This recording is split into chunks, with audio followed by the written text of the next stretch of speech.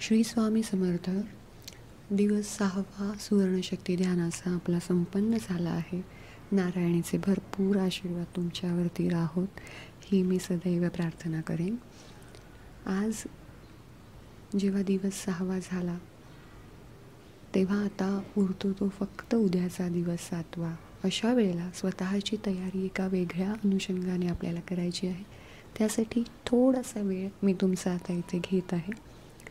स्वामींना नेहमीच वाटत असतं की आपण भरपूर कष्ट करावेत, कारण कष्टामधून शरीर जे तयार होतं ना, त्यातून मिळणारी जे समाधान आहे, जे आत्मचिंतन आपल्याला घडायला ज्या गोष्टी कारक ठरतात, त्यातून महाराजांची कृपा आपल्यावरती आहे हे आपल्याला सदैव दिसत असतं. आळशी माणसं महाराजांना कधीच आवडली नाहीत. त्यामुळे नेहमीच लक्षात ठेवा, आळस नक्कीच सोडा जर का तो तुमच्यात असेल तर. आणि तुम्ही जर काय भल्या पहाटे असं मेडिटेशनला बसत आहात तर नक्कीच तुम्ही आळशी नाही आहात हे मी अगदी खात्रीने सांगू शकते.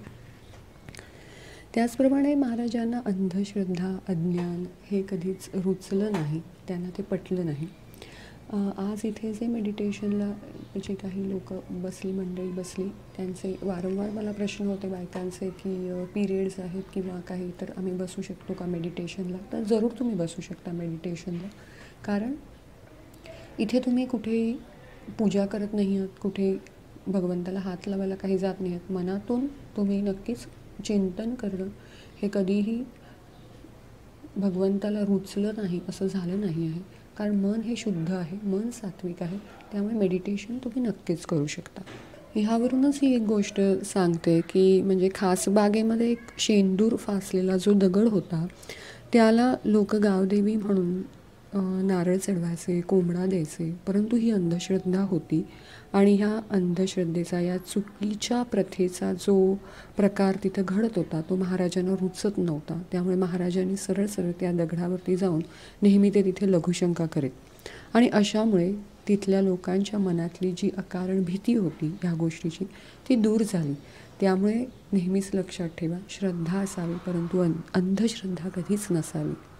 तसंच काही जणांना सोवळं खूप प्रस्थ असतं बघा, इथे हात लावू नको, तिथे हात लावू नको, असं कर तसं कर.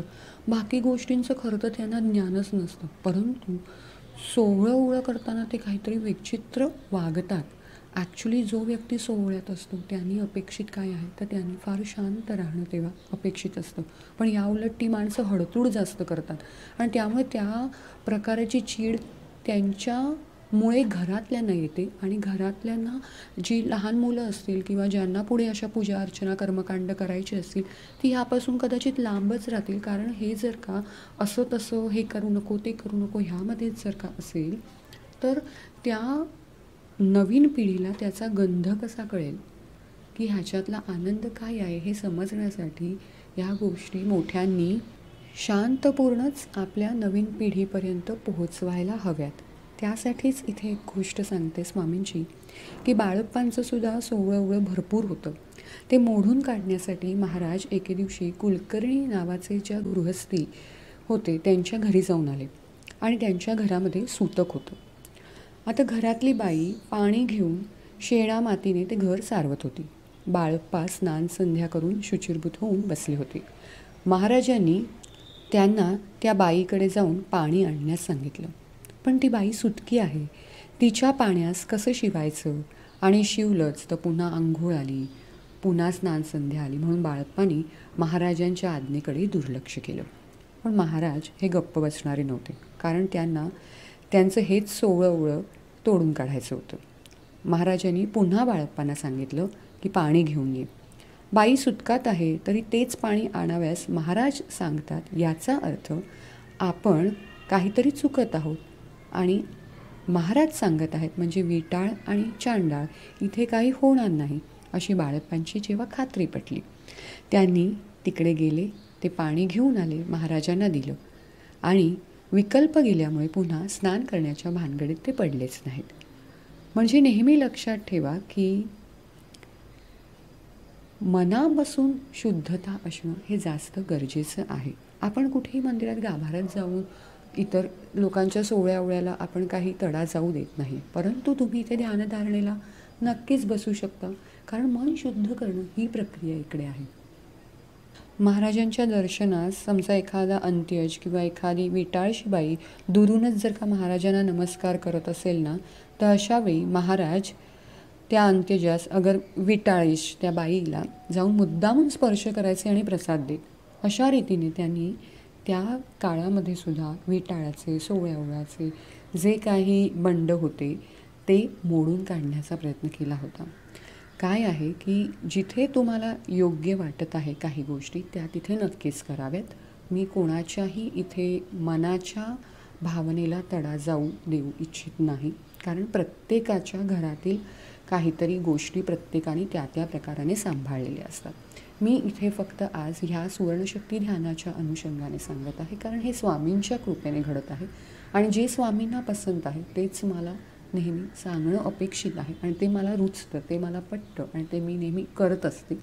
म्हणून इथे सांगेन की जर अशा काही गोष्टी असतील तुम्हाला की ज्याच्यामुळे तुमच्या मनात खंत निर्माण झाली असेल की मी आज ध्यानधारणेला बसायचं की नाही बसायचं, कारण भरपूर जणांनी असे मला प्रश्न व्हॉट्सअपवरती केलेले आहेत, म्हणूनच मी हा एक छोटासा प्रयत्न तुमच्यासमोर आणला की जर तुम्हाला वाटत असेल की तुम्ही मनाने शुद्ध आहात आणि अजून सात्विक ऊर्जेचा जो स्रोत आहे तो तुम्हाला तुमच्यावरती करून घ्यायचा आहे, तर तुम्ही नक्कीच इथं बसू शकता. कारण इथे आपल्याला कोणतीही पूजा अर्चना मांडायची नाही आहे. इथे आपण मनापासून जी सेवा रेकीमधून देणार आहोत त्यासाठी हे सोवळं पाळण्याची गरज नाही. तुम्ही छानपैकी बसू शकता आणि कृपा आशीर्वाद घेऊ शकता. त्यामुळे जिथे जशी परिस्थिती आहे, जिथे जसे व्यवहार आहेत त्याप्रमाणे पाहून विचार करून मग त्या गोष्टींची उकल काढावी. परंतु इकडे रेकी साधनेमध्ये तुमचं दालन खुलं आहे, कारण जेव्हा माणूस रेकी साधनेत येतो तो नक्कीच सात्विक आहे, त्याला काहीतरी चांगलं करायचं आहे म्हणून तो इथे येतो आणि त्यासाठी तुम्ही नक्कीच ध्यानसाधना करू शकता. Thank you so much. Shri Swami Samarth. Bless you.